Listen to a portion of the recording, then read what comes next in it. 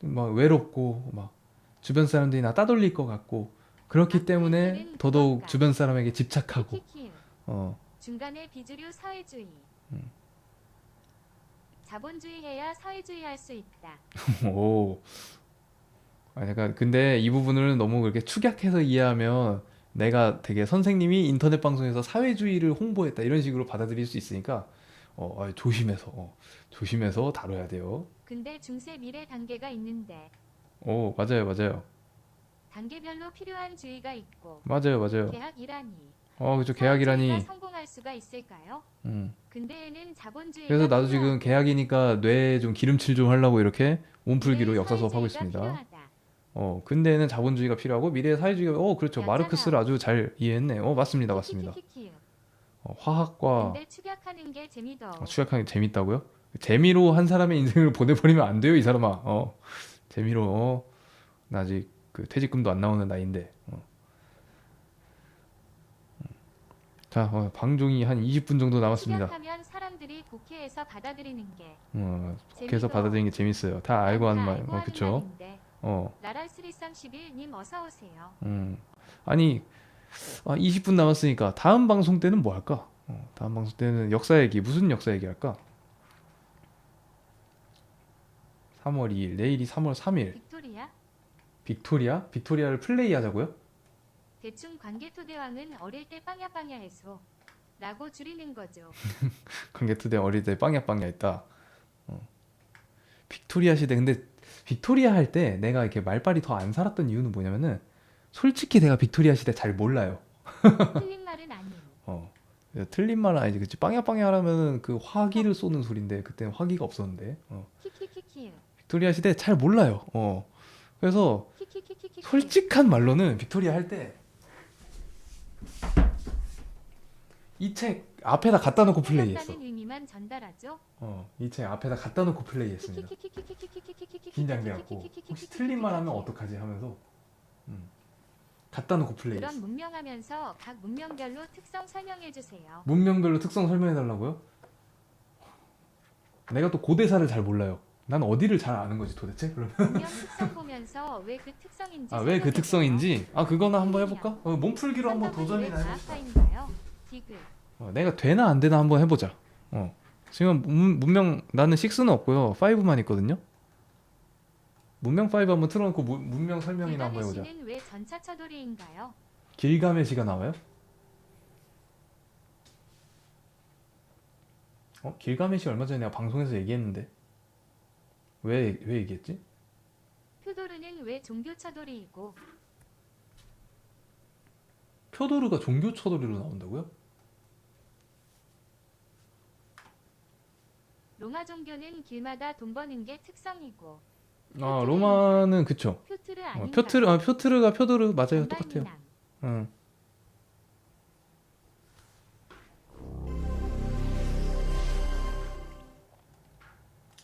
자, 한번 나도 한번 내가 설명할 수 있나 해보고 싶어. 이 정겨운 부금. 간디는 왜 전쟁으로 지전생인가요? 오네요. 문명 아니라 5입니다. 간디는 왜 핵을 찾을 수 있나요? 그렇죠. 그 간디가 그거는 진짜로 칼럼까지 써줬던 거 알아요? 문명 5의 간디는 왜 이렇게 공격적인가? 라는 칼럼까지 써줬어요. 인도 문명 특성을 뭐였더라? 인구빨로 크는 문명으로 설정을 해놨고 공격력 버그나서 라면. 인구가 너무 많아져 버리니까 되게 공격적으로 흘러간다 뭐 이런 얘기를 하더라고요. 오디오 옵션. 자, 문명 한번 설명해보는 그런 시간 가져보도록 합시다.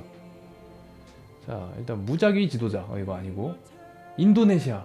솔직히 잘 모릅니다. 14분 동안요? 시험 동안 몇 개만 몸풀기를 해보자. 인도네시아 솔직히 잘 몰라요. 교과서에 잘 안 나옵니다. 자, 그리고 간디.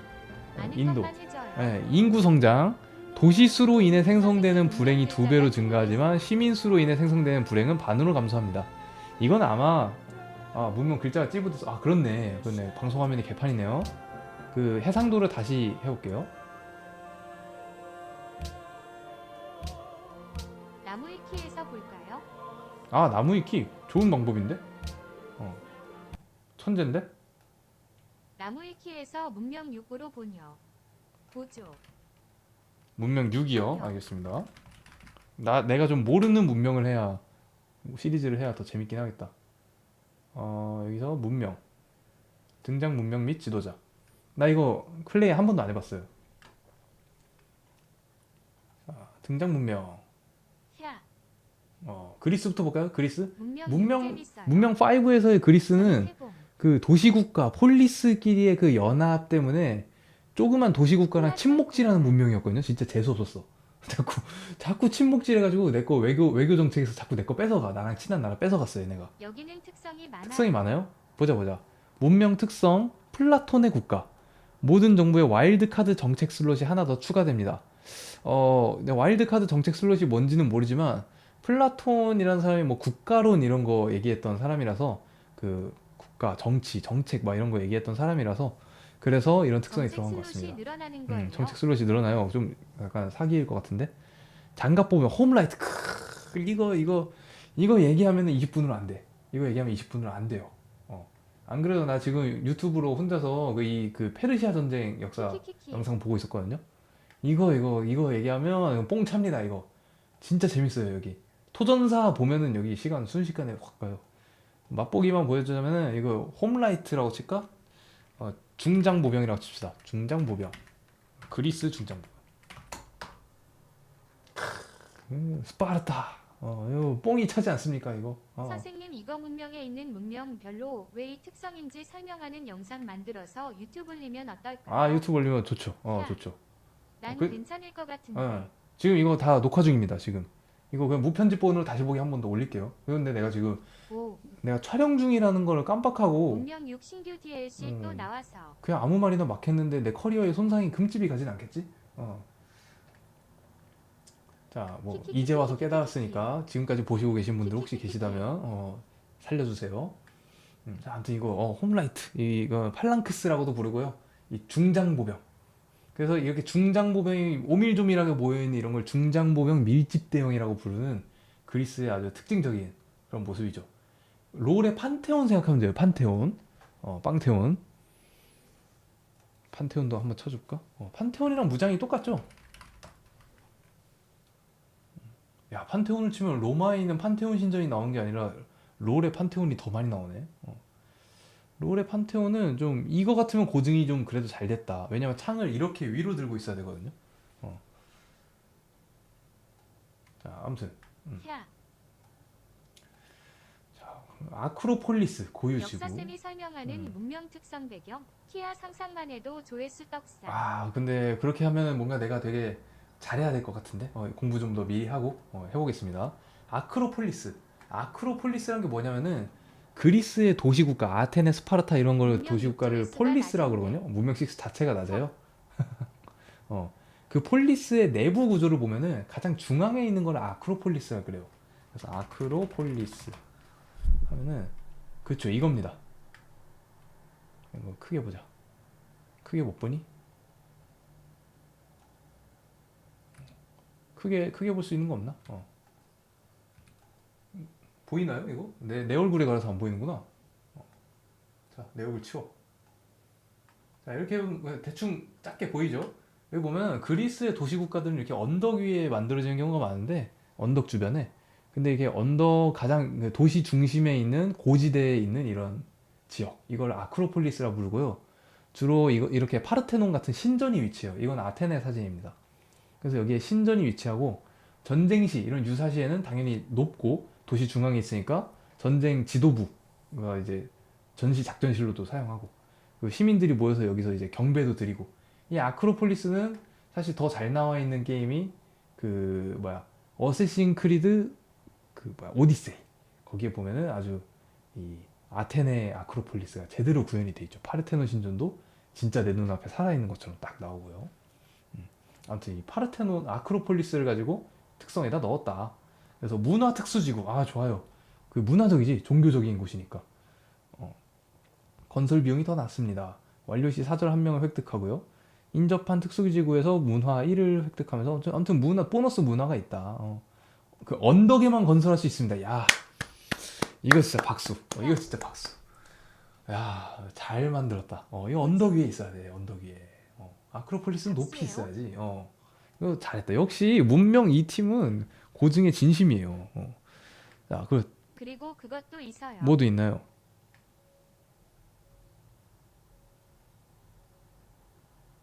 문명하면 불가사의를 아, 지을 수 불가사의. 있는데 예, 예, 예. 불가사의마다 효과가 다르고 네네네. 설치 위치 한정된 것도 이도 아, 설치 위치가 한정된 불가사의도 그것도 있어요? 나중에 해줘요. 아, 그래요. 나중에 할게요. 문명 예. 5랑 다르게 문명 5랑 다르구나. 오케이. 등장 문명. 다음에 노르웨이. 모르니까 패스. 이런 거 잠깐만. 모르니까 패스 이런 거 유튜브에 나가도 돼? 키키우 어? 키키키키키키키키키키 그럼 되게 막 뭐야 서양사, 중국사 중심의 세계사 교육을 극복해야 된다. 영상 만들죠? 저런 퇴선생 같은 저런 사람들 잘못된 사례다. 공부해서 찍을 생각을 해야지 모른다고 넘어가면 어떡하냐고 욕 먹는데. 좀 부끄러워서 얼굴 빨개졌네. 자 넘어가고요. 독일 가봅시다. 독일 제국 자유도시. 각 도시는 일반적으로 인구 기반 보통 허용치 이상, 허용치보다 더 한 개 더 많은 일단 특수지구를 아는 것만 지을 수 있습니다. 편집해서 올리죠. 아는 것만 요거트 편집? 디귿 오케이, 디귿. 오케이. 유보트가 있네. 일단 이거 하고. 제국 자유도시. 이거는 아무래도 제 생각에는 그거 같아요. 독일에도 뭐라 그럴까. 독일은 중세시대까지 그런 통일된 강력한 왕국이 만들어지지 않았거든요. 물론 신성로마 제국이라는 제국이 있긴 했지만 굉장히 느슨한 연합체였어요. 선생님 위치 제자리 해주세요. 아, 네, 내 글자가 얼굴 안 위치. 보여요. 오케이, 오케이. 감사합니다. 어. 연합 아닌가요? 근데 연합인데 굉장히 느슨한 체제였어요. 왜냐면은 신성로마 제국의 황제는 뭐 초창기 기준으로 얘기하자면 제후들이 그 도시나 국가들의 제후들이 선거에서 뽑아요. 7선제후라 그래서 7명의 제후들이 선거해가지고 그 중에서 그 왕을 뽑습니다. 그렇기 때문에 왕권이 굉장히 약하고요. 지금 글자 안 보이려나? 자, 아무튼 그래서 굉장히 느슨한 연합체였다. 그래서 그런 걸 반영한 게 아닐까라는 생각이 들어요. 아니면은 근데 로고가 너무 독일 그 약간 좀 근현대에 쓰일 법한 로고라서 좀 망설여지긴 한다. 그게 맞는지. 그 다음에 유보트. 철십자. 철십자, 그쵸, 철십자. 이 유보트는 아까 전에 설명했죠? 제1차 세계대전 설명하면서 그 무제한 잠수함 작전. 그 때리는 나도 안 보이지만 누가 맞는지 나도 못 본다. 유보트. 설명 읽어볼까요? 잠수함을 대체하는 독일 특유의 현대시대 해상 유닛이고요. 더 저렴하게 생산 가능하고요. 해상 지형에서 전투 시 시야 1과 전투력 10을 획득합니다. 좀 더 세다. 좀 더 세다. 다른 스텔스 유닛을 드러냅니다. 오, 디텍터도 돼. 아무튼 좀 더 센 그 잠수함이다. 뭔가 잠수함의 대명사 같은 그런 나라잖아요. 그래서 이런 특성이 붙은 것 같고요. 그 다음에 한자. 제가 말한 아까 그 느슨한 도시 국가들의 연합이 한자예요. 한자 동맹이라 그래갖고요. 좀 한자 뭐라고 설명할까? 조합, 상인 조합이나 공업 조합 뭐 이렇게 길드 이런 느낌이거든요. 그래서 이거는 여기 설명 잘 써있네. 산업활동용 특수지구입니다. 그래서 한자동맹끼리 맺어진 도시끼리는 관세가 적어요. 그리고 그런 걸 반영한 것 같아요.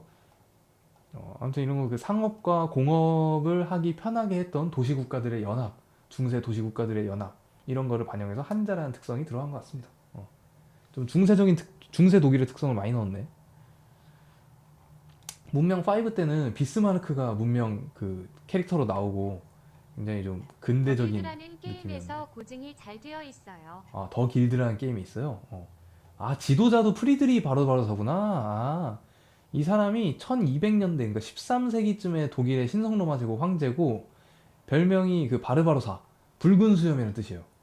그래서 붉은 수염 달고 있는 이것도 고증이 잘 됐네요. 그리고 철갑옷 입고 있죠, 철갑옷. 이 한동안 사람의 사인이 뭐냐면은 그러니까 지도자 저, 설명도 그치, 재밌겠다. 전해져 내려오는 이야기로 이 사람이 왜 죽었냐? 익사했거든요, 익사. 근데 강물에 빠져서 이 갑옷이 너무 무거워서 구할 수 없어서 익사했다. 이런 얘기가 있어요. 십자군 원정 가는 길이었나 오는 길에 헉, 익사했습니다. 그래서 이거 철갑옷 입고 있는 것까지 아주 구현이 잘 돼 있어요.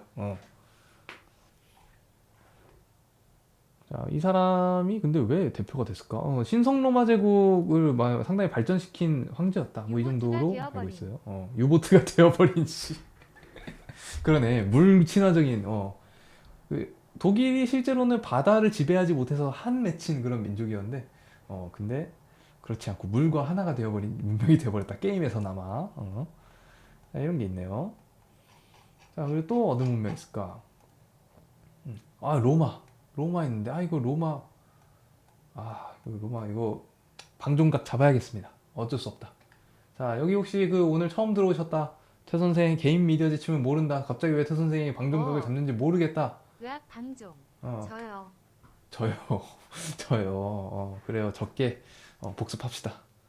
자, 매일매일 보는 개인 미디어 활동 쟤요. 지침. 왜 방종하는지 모르겠어. 그 봐도 모르겠죠. 예. 왜 방종하느냐?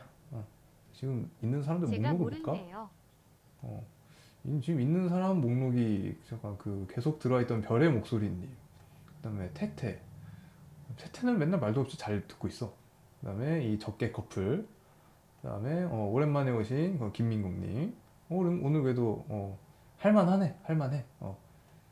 자, 무엇이냐? 오늘 제가 갑자기 방종을 하는 이유는 이 빨간 글씨로 써 있는 이겁니다. 저는 이제 학교에서 교장 선생님께 허락을 받고 겸직을 하고 있어요. 그래서 선생님이니까 저분은 돈해를 받으면 안 되겠구나. 수익이 생기면 안 되겠지, 공무원이니까. 아니에요. 돈해 하셔도 됩니다. 저는 겸직 허가를 받았어요. 저 이거 일로 쳐집니다. 노동이에요. 그러니까 돈해를 하셔도 돼요. 제발. 키키키키키키키키. 아무튼 그렇게 해서 노동을 하고 있는 거기 때문에 이 겸직 허가 심사 체크리스트를 충족을 해야 된다. 그래서 이것저것 있는데 여기에 있는 요건 중에 하나가 자정 이후에도 콘텐츠 제작 등 미디어 활동을 하는지. 너 자정 이후에까지 일하면서 다음날 출근하는데 지장 주고 있는 거 아니야? 너 내일 임마 지금 학년 초에 3월 3일이면 얼마나 바쁜 날인데. 근데 수업 준비 안 하고 아니면은 학교 업무 안 보고 꾸벅꾸벅 졸려고 그러지. 자정 이후에는 하지 마 라고 하면서 이렇게 올라와 있습니다. 그래서 저는 여기다 아니오를 체크를 해서 올해 9월에 또 이 서류를 제출해야 다시 한번 방송을 할 수 있기 때문에 열심히 자정이 되면은 빠릿빠릿하게 끄도록 하고요. 지금 59분입니다. 60초가 안 남았어요. 음, 59분. 그래서 이만 방송을 종료하도록 하겠습니다. 예. 그 다음 시간에는 한번 문명 6 그 문명에 대한 설명. 저 문명은 왜 이렇게 등장했는가 이렇게 설명해 보도록 할게요.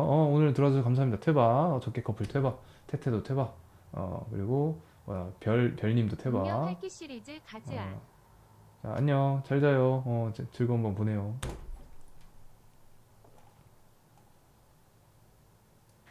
헤이가이즈.